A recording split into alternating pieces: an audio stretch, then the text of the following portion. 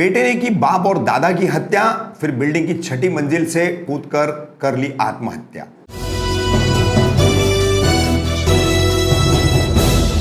रफीक कामदार, हिंदुस्तानी reporter में आपका स्वागत है। मुंबई के उपनगर मुलुंड में शनिवार सुबह एक ऐसी दुर्दांत वारदात हुई जिसे सुनकर दिल कांप उठेगा। एक बेटे ने पहले अपने बाप की हत्या की, फिर अपने 85 वर्ष दादा की हत्या कर दी और उसके बाद इमारत की 6ठी मंजिल से कूदकर खुद भी जान दे दी। इस हत्यारे और आत्महत्या करने वाले बेटे का नाम शार्दुल मांगले है। वहीं इसके हाथों मरने वाले बाप का नाम मिलिंद मांगले और दादा का नाम सुरेश मांगले है। जानकारी के अनुसार शनिवार सुबह मिलिंद मेंगले, इनका नौकर आनंद कामले घर में ही था। उसी दौरान किसी बात को लेकर शार्दुल जो है अपने पिता मिलिंद पर गुस्सा हुआ और उसने छुरी ला करके सीधा अपने पिता पर हमला कर दिया। पिता जान बचाते हुए पड़ोस में भागे। पड़ोसियों ने सेफ्टी चेन कायम रखते हुए दरवाजा खोला तो देखा कि शार्दुल मिलिंद पर पीछे से लगातार वार करते जा रहा है। उसके बाद शार्दुल अंदर भागा और अंदर जाकर के उसने अपने दादा सुरेश मेंगले के भी पेट में वार करके, जो कि एक बीमार व्यक्ति है और बिस्तर पर ही पड़े रहते थे, उनके पेट में वार करके उनकी भी हत्या कर दी। इसके बाद शार्दुल ने 6ठी मंजिल से कूदकर अपनी भी जान दे दी। मुलुंड पश्चिम के ऑस्कर बिल्डिंग में घटित हुई ये पूरी वारदात है।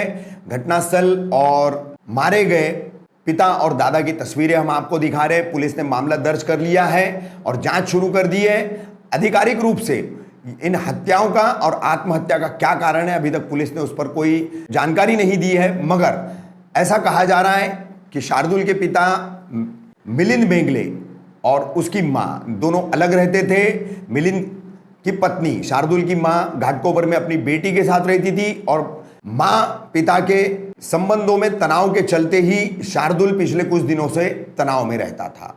मुंबई कंट्रोल को एक कॉल आया था कि 6th फ्लोर से एक लड़के ने जंप किया है और वो जख्मी अवस्था में वहाँ पे पड़ा है। तो इमीडिएट हमारी मुलुंड पुलिस स्टेशन की टीम घटनास्थल पे गई।